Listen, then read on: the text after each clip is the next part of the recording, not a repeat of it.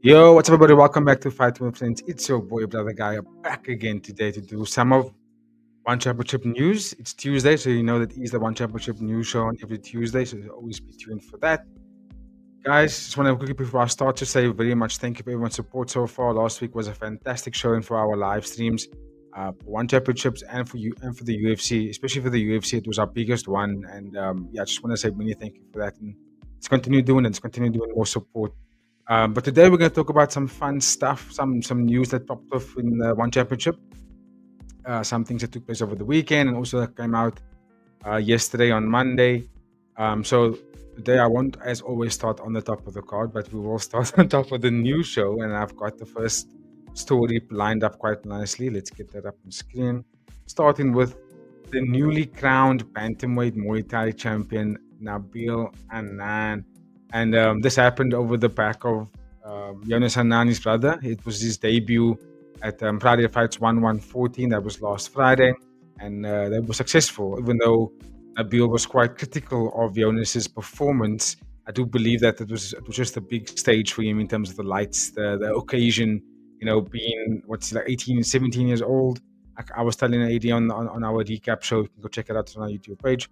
I was saying I just felt that Jonas probably was just overwhelmed by the occasion and the lights probably got him, and that's why his performance was a little bit like that. And even if that was the case, which I think is because that's what Nabil was saying, you can go check out the interviews on Nick Atkinson's YouTube page. That's kind of what it was, and he's still very young. I'm sure we're going to see so much more of him. And even Nabil, being also very young, I think he's only 21 years old. He's now crowned the Bantamweight champion of the Muay Thai division finally. That should have happened a long time ago already, but now we're here. And we know that Superlik's not going to be fighting Nabil in his return. Superlik's going to be fighting somebody else, which is okay. So who's going to be Nabil's next opponent? And in his interview with Nick Atkin at the end of One Friday Fights 114, Nick Atkins asked him, and I'll put the link in the description of what you see on screen as well as the link to the YouTube interview. Asked him about what about fighting Jonathan Haggerty potentially on the Japan card 173, and Nabil, as you can see on screen, there's a quote there at the bottom. That was what his response. He says, "Haggerty, I don't know. If it should be, of course, I won't refuse any fights. Just come make weight and let's fight." And I like that, and I kind of did a video on this. I think about 2 weeks ago, 2 or 3 weeks ago, when there was information posted about Jonathan Haggerty saying he's in fight camp. Suplex saying he's not going to fight Nabil on his first fight. So I did a video on that, and I was saying maybe we will have Nabil Anane taking on Jonathan Haggerty. That could be the next fight. And especially because especially because Yuki Yosa is already lined up to fight Pettenong. That's already indication that they kind of marketing that if Yuki Yosa gets through Pettenong, then they'll go to fight Haggerty for that bantamweight kickboxing belt. But Haggerty is still ranked in the bantamweight Muay Thai division, I think number 2. So that being said, it means that maybe he could be fighting against Nabil first, while Yuki Yosa is taking on Pettenong, and then whatever Haggerty does in that fight doesn't really affect what happens with Yuki Yosa if Yuki Yosa beats Pettenong. But yeah, I like this. I like where Nabil's head's at. I mean, he's young. He wants to be able to be active with his belt now, and who better than his first defense to be against someone like Haggerty, who's quite cream of the crop, right? And I mean, he did lose in a very, very quick succession against Superlik, but I mean, I think a second fight won't look like that. So I think Haggerty is very much within his rights to be able to take this fight as well because of the ranking and the activity that he's at. So yeah, I know that's going to be a good one. Let me know your thoughts about that one, ladies and gentlemen. Where do you stand on Nabil Anane for his first title defense? Give me your thoughts on that one. We're going to move on to the next article, next story in the meantime. But give me your thoughts in the comments about Nabil Anane. Who should his next opponent be? That would be a good one. I am all in on him fighting Haggerty. I'm trying to think who else would be a fantastic opponent for him in that rankings. Yeah, just quickly look here. Bantamweight kickboxing, Bantamweight Muay Thai. Yeah, it's got to be Haggerty. Lobo was supposed to fight against Kulab Damkat. That didn't happen. So I would say let him get Haggerty. That's the rightful one. Okay, but then let's go to the next story in the meantime. Turn down this background music so we can hear this clearly of this interview done by your man Nick Atkin, the main guy. So this was an interview by Aslamjon Ortikov at the back of his win at Friday Fights 114. Fantastic showing. He just looked like a beast of taking out Petsukumvit in that fashion. And let me just go to the time code in which I want to start this interview. Where I want to touch base on. Here we go. Let's go one. All right. And 1173 in November, and you said you want to fight Kongthoranee. Is that the plan in Japan against him? Yeah, of course, if it's possible, it is of course up to Mr. Chatri and up to one championship. If they want it, I would love to fight. It's nothing personally. I respect him as a fighter, as a personal, and I watched his fight. He's really good, and I would love to just share octagon with him because it will be a very great fight, I see. Well, this division is just crazy, isn't it, though? Anyone, there's so many names you could fight. If it's not Kongthoranee, Zhao Suyai's there, the Krob, Rodtang Superleg, everyone. It's the best division to be part of, right? I want to make some joke, except Rotang, everyone. He's really good. Now, to be honest, of course, I am here. I am in this. Yeah, this is. Yeah, should they be fearing Aslamjon Ortikov? Sawadee krap, everyone, guys. My division, every single of you guys, really good fighter. I respect you, nothing personally, but I am fighting for my dream. I am fighting for my family. I am fighting for myself. So I hope you guys don't get me wrong, but I have to win. I have to fight with every single of you guys. Well, you said Aslamjon Ortikov. How humble is this fella? Very cool. I think based on what he said, I like the little joke that he said. But you know what they say about jokes, right? A lot of jokes contain the truth. And he made a joke there about anyone but Rodtang, and that's the division that he's in. He's in the flyweight Muay Thai division. So if you want to be the champion, you're gonna have to fight Rodtang. You can't wait until he's retired. Maybe you can actually end Rodtang's got 7 to 8 years over Aslamjon Ortikov, so you can kind of wait it out. But I mean, that wouldn't really help his stock. He's such a talented fighter. I think that he should aim for that title shot for sure. I'm quickly gonna pull up the rankings of that flyweight Muay Thai division because Nick Atkin dropped some very cool names there for us to go through. Flyweight Muay Thai. There we go. Let's just bring this up on screen. Bring that music back while we go through this. So that's the current standings of the flyweight Muay Thai division, right? You got your Rodtang, you got Superlek, Nong O, Kongthoranee, Zhao Suyai, there's Nakrob. The list goes on and on. There's a couple of youngsters that's entering the division. The Undisputed twins, Akif's, Akif Bantamweight. I think I saw him fighting flyweight. Akif's, Gulazada, Nabil Haggerty. The list goes on and on and on. There's lots of top guys, but I mean, those are younger athletes that they're still coming up. He's got a contract now, so Ortikov's got to fight up the division. I would say Nakrab would be a fantastic fight. He obviously put out his chest to call one of the top guys in Kongthoranee. Why not? That's a very good call out. But I think being at 21 years old, let's try and like progressively climb that rankings. You know what I mean? So I'm thinking maybe if he calls out. Maybe if he calls out someone like Nakrab, who just was on the back of now losing to Zhao Suyai and drops out of that top 5 rankings, that would be a very, very good fight for him, in my opinion, to sort of introduce him as a new contacted fighter. He's undefeated, 22 wins and 0 losses. I would say that would be brilliant. Even though I think he would give Kongthoranee a tough fight, I just don't think it's right. The time is there right now. I think we're probably going to see Zhao Suyai versus Kongthoranee next, and then we will have Nong versus Rodtang. Superlex obviously he's in this grey area where we're not sure which division he's going to come back in terms of his first fight back. Right, is he going to go back to bantamweight? He's going to come to flyweight. We don't know what that looks like. So I'll count him out at the moment. But Zhao Suyai Kongthoranee would be a fantastic fight, especially because now Kongthoranee lost to Nongo.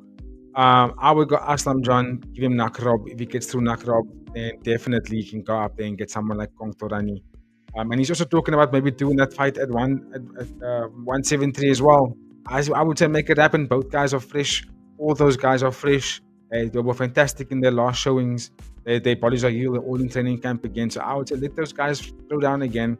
But you can let me know your thoughts in the comments about who you have for Ortikov, and also give him a good congratulations for getting that contract. He fought a fantastic fight. But who do you think he should be fighting next? in that flyweight division that's stacked with absolutely killers, like AD was saying in our recap, potentially the deadliest division in one championship right now. You know where the comment section is. Drop a comment there on that one as well. I will definitely leave the questions, a pinned question for you guys to drop me your thoughts. But in the meantime, while you're thinking about that, let's move on to the next article. Again, I'm going to quickly just bring that music down because the next one is a video. So let's bring that up on screen, get that time code ready. What is that? 2:15. Okay, let's start here. 2:15. Okay, share. All right, this is an interview of Nadaka Yoshinari after his win against Banlulok at One Friday Fights 114, and let's hear what he has to say. Well, the reflection on Banlulok, I'm not going to reflect on that again because we did that in our recap. You can go check that out. What I really want to highlight in this interview, more or less, more detailed, is why Nadaka Yoshinari was at the press conference of 173. So let's let the video play and then we can reflect on it a little bit. But it's kind of obvious. On that day, I took the wrong pants. I need to wear the Toy Story pants. Yeah, I think you should wear them for every fight. It's good. All right. More seriously, I think you show that you are very high level and that no one can hang with you. There's one guy though who people want to see you fight. That is Songchainoi, the rematch. Has to be next, right? 今日はすば抜けたパフォーマンスをみんな見せてくれたんですけど、でもおそらく今のワンの中で、奈良選手についていけるのはソンシャイノイ選手だけなんですけど、そのソンシャイノイ選手に対して次の対戦に対してはいかが、その一言お願いします。ソンチェノイ選手、もちろん強い選手だと思いますし、ただやっぱ自分がワンのタイトルを目指すってなったら、絶対にこう避けて通れない相手だと思うので、いつかは絶対戦うことになると思うんですけど、自分もすごく楽しみですね。はい。Songchainoi, of course, he is very strong and he's going to be an obstacle that whether where I came, how I do it, I will need to surpass that to get that title shot.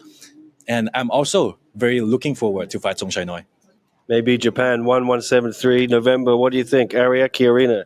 11月有明アリーナ日本で173どうですかねこれは。そうですね。もうその舞台だったらやっぱ日本の皆さんもすごく盛り上がってくれるし、やっぱめちゃくちゃ盛り上がると思うんで、ぜひそこでできたらいいなと思います。In Ariake Arena, Japan, everybody will be hyped up. We will be so entertained, and I hope I can fight on that 173.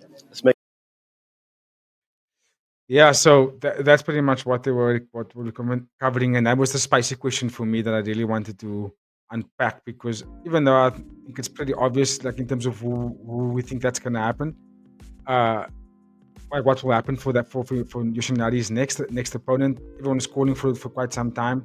Songchainoi is the rightful opponent. So I'm quickly going to bring up Songchainoi's statistics in one championship so we can understand why they're calling for that fight, why the fans are calling for that fight, and also why it should be the fight to make. So Songchainoi, also 24 years old, like Nadaka Yoshinari.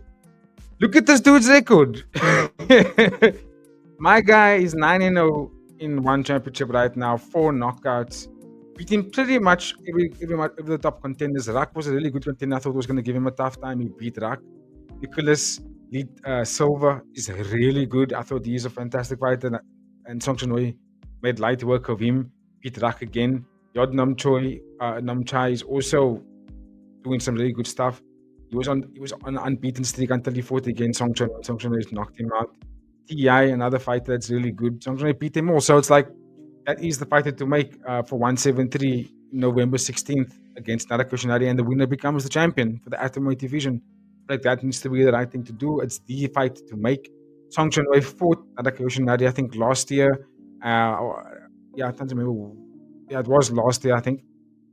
And Nadaka Yoshinari knocked him out in the third round. So I think that run back will look really good, considering it will be different, slightly different rule sets. It's still Muay Thai, but now it won't be the bigger gloves. It's the 4-ounce gloves. I think that will change a lot for the dynamic of the fight, considering the power punching of Songchainoi. Because if he lands on Nadaka Yoshinari with that power, I think it will change so much for Nadaka Yoshinari.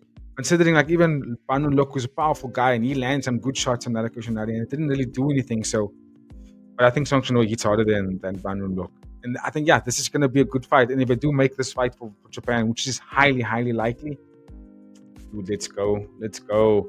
Give me your thoughts in the comments about that matchup and for Nadaka Yoshinari getting that potential title shot. To crown a champion for the Ultimate Division, where do you stand on that? Is Songchainoi the right opponent for him? Let me know your thoughts in the comments. I think it is so. And it will be a brilliant, brilliant fight. I think that first fight was fantastic. But then it was like you could see in that second round where Songchainoi was kind of falling for the traps and the magic of Yoshinari, and he was starting to struggle. Maybe that changes, maybe that changes for him. Well, let's see, because like I said, that small ounce gloves changes everything, changes every single thing. All right, let's keep it moving to our next story. Bring it up on screen. Yeah, we're gonna go to my guy Superbon. Bring it up on screen. Let's get this music turned on. This is a fun one. Superbon got interviewed also while he was there at one Friday Fight 114. I think he was coaching. Who was he coaching? Was it Muay Thai? He was in someone's corner. Kind of can't remember now. And Nick Atkin pulled him aside to get a conversation about what's to come. And I kind of like what was said. So let's have a video play. I'm gonna go to the first question, which was talking about Tawanchai. Let's play it. Yeah. Still stay here to beat everyone in the featherweight. Yeah, you said it's important to you to get this win because you want to get another fight with Tawanchai. I think you want to get revenge. Is that the plan? The plan is because I lose 2 times to him, and the point is, it's not many people that I lose to, and then I cannot beat him. So he will be the plan for my future anyway. Because anyway, I'm gonna put myself up to that point to beat everyone in the featherweight. Is that going to be, you want to fight him in Muay Thai again, or do you want him to come kickboxing? If I shoot, I'm gonna shoot Muay Thai. But if whatever Muay Thai or kickboxing doesn't matter, So that's quite cool. I mean, we know that's one of the very few fighters in one championship that's got wins over Superbon, right? You got was it Shingix Alazov beat him. We got Tawanchai beat Superbon twice. So I think that would be obviously the right fight to make for Superbon if he gets through Masaki Noiri. Or even if he doesn't, right? You can still go and fight him. I mean, that's in Muay Thai, and Masaki doesn't fight Muay Thai. So if Superbon loses to Masaki Noiri for the kickboxing featherweight championship, you could just go and fight Tawanchai for that Muay Thai belt. That's right there. I mean, he's ranked below him. So yeah, I think that's the natural progression for Superbon to go. And if he gets through through Noiri, I mean, I would set up a beautiful fight for those guys and a wonderful trilogy as well. Because I mean, Tawanchai wants to come to kickboxing to take on Superbon there as well. They kind of want to compete back and forth for each other's belts, which is quite funny because they also homies. I just quickly want to bring this picture up on screen because this is going to be the last thing on Superbon and Tawanchai, because that's not the fight that's coming up next. Obviously, the fight is Superbon and Noiri. That's what we want to talk about. But this is quite funny from Tetsuya on Twitter. I'll drop the link.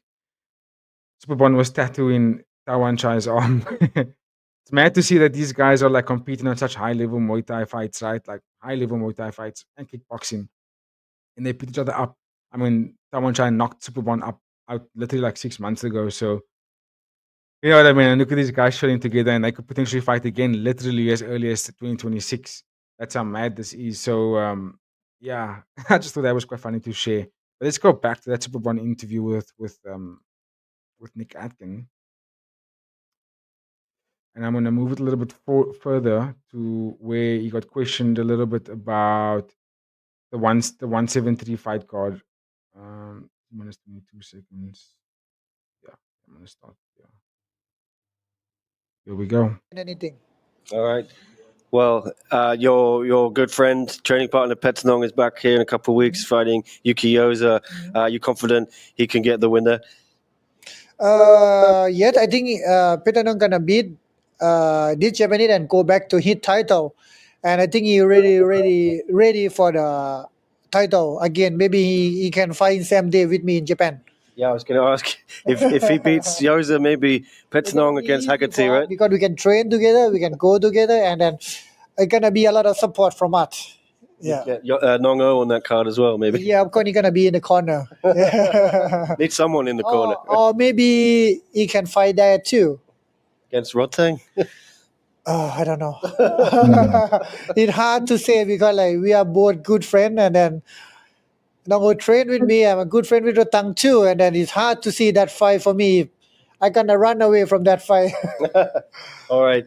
Final message to Masaki Noiri. What do you want to tell him? I'm the best. I will be the best, and I will beat you up in Japan. All right. Simple. I love it. So, yeah, Superbon is quite funny. So let's just take it back to the way he speaks about Yuki Yoza and Pettenong that's fighting in a couple of weeks. I think that's Friday fights. What's the next one now? 15. I think they're fighting on 16, if I'm not mistaken. 116. Yeah, 116 is the next one. So I think they're fighting on that fight card. The winner there will obviously be fighting on the 173 fight card in November. They're kind of banking on Yuki Yosa to be doing what he says he's doing, so that he can get Haggerty in. I would like to see that fight, but I mean, it also depends on when, if the Haggerty fights Nabil. But I don't know. It feels like they're moving into the direction of Haggerty versus Yuki Yosa. If Yuki Yosa wins, if it's not Yuki Yosa that wins, they'll probably do Haggerty, Nabil over Pettenong. They'll probably do Pettenong a little bit later. I mean, the dude's almost 40 years old, so they will kind of they won't make him fight so frequently. So we'll see. I don't know. That's just where my head's at right now. You can obviously give me your thoughts on that one. And then the conversation around Rotang and Nong O. I get what he's saying, but I mean, you can't let the personal things get in the way. That is the next fight to make for that division in terms of title fight. You can't keep going on with this vacant title situation, and you got two of the best guys in the division not throwing down on each other. I kind of that doesn't sit well with me, to be honest. But you can let me know your thoughts in the comments. I also I ended off his interview with saying that he's ready for Noiri, and he's gonna go in there and be the best and beat him. He has to be that confident. And you know what, I can see it. Superbon has got a lot more experience in kickboxing than Tawanchai. So I do think that Superbon will give Noiri a tougher fight than what Tawanchai did, but it's still Noiri's wheelhouse in his backyard. You know what I mean? I don't think he's gonna just keep up like that or let it go like that.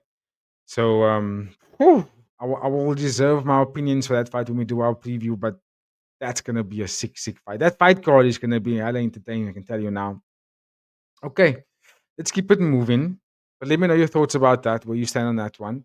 There's lots to break down there in terms of the Yuki Yosa Pettenong situation and also Nongo Rantang. There's a lot to break down there, but I mean that is the fights, right? If you have a different opinion, you know where that comment section is, please, ladies and gentlemen. Right, let's move it on to now our last couple of stories. A little bit away from what fighters are saying, but more to the business side of One Championship. So bear with me. Let's bring up the first one. Yeah, I have it in a different order here. Let's bring up the first one and get this music back on here. Here we go. No more videos if we're gonna watch anymore. So, okay, first one. One Championship shifts global production hub to Bangkok as revenue nears $200 million. So, what does that mean? One Championship. Here we go. One Championship has officially moved its global production operations to Bangkok, marketing another shift in the martial arts promotion center of gravity as it leans deeper into its weekly Lumpinee Stadium events and reports a sharp rise in revenue. The company confirmed on Monday that it has relocated its production hub from Singapore to the capital city, citing increased input, logistically efficiency, and the growing scale of its weekly One Friday Fight broadcast. I can see why. I mean, it really boosted One Championship's watch time, and the revenue in terms of viewership has really increased since the introduction of the One Friday Fights card. Like, people are tuning in to watch it every single Friday. Decent time, it's for free, which is probably going to change moving forward. If the One Championship's really going to want to get to newer heights, they're probably going to have to put a paywall on that Friday Fights card. Or maybe, yeah, because already you have to pay for the Prime one, which is the fight night, and you also have to pay for the pay-per-view events. I think they're going to want to increase a little bit more revenue. They're probably going to have to put like a nice cost, not too expensive, but like a good, affordable cost on the Friday Fights card as well. Chatri says this move allows us to centralize production and improve coordination. The one chairman and CEO Chatri Sityodtong said in the statement, adding that Thailand has played a key role in our global production efforts over the past 2.5 years. This decision comes now. This is the key thing for me, right? This decision comes amid with what Chowdhury called a step forward in the company's growth as a media property, revealing that one's overall revenue for 2025 is approaching a $200 million, up from $148 million last year. Right. I think this is the key takeaway from me. Bangkok's operational importance has risen steadily since the launch of One Friday Fights in January 2023, with the weekly shows now broadcast to 195 countries during prime time hours in Asia.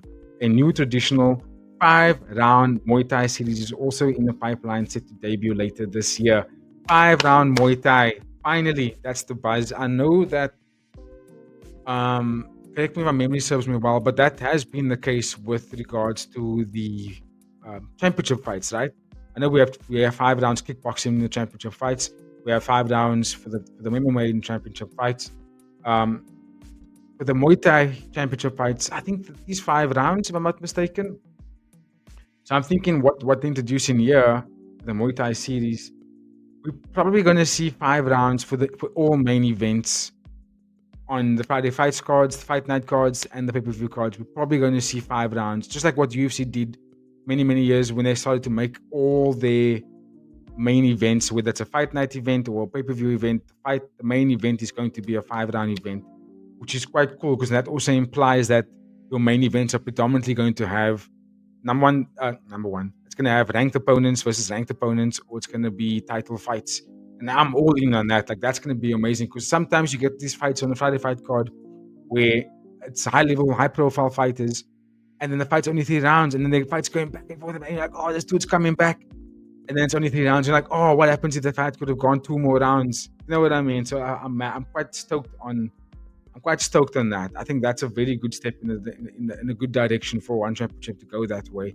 I mean, they're using their money in the right direction, yeah, and I'm all in on that one.